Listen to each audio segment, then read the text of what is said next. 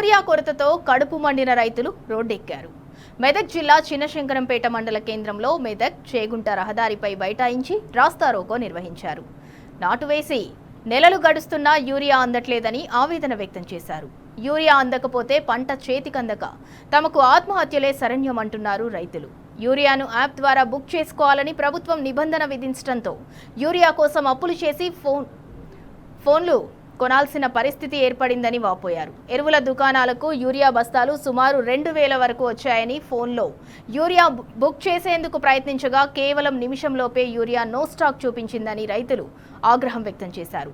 ఇక ఆధార్ కార్డ్ లేదంటే పట్టా పాస్బుక్ ద్వారా రైతులకు నేరుగా యూరియా అందించాలన్నారు రైతులు.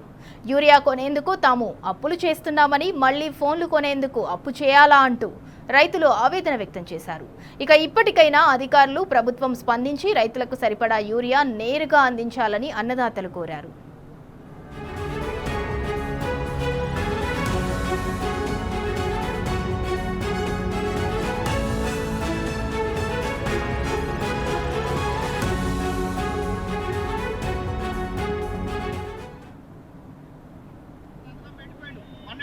ఓపెన్ చేస్తున్నాడు 12 పోయింది 2 అయింది 2:30 అయింది ఒక్కడే సెకండ్లో 560 సంఖ్య అయిపోయిందని చెప్పేసి సూసైడ్ అని చెప్పింది.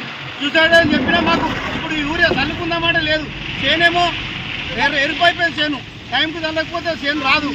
అది సారు ఫోన్ చేసినా సార్ వస్తలేడు.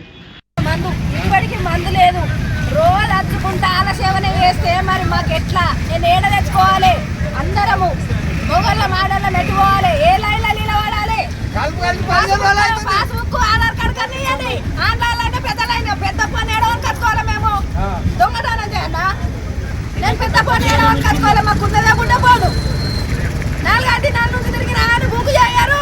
ఆన్లైన్ ఇయ్యారు. పొరుగురాల్లో బుక్ చేస్తారు.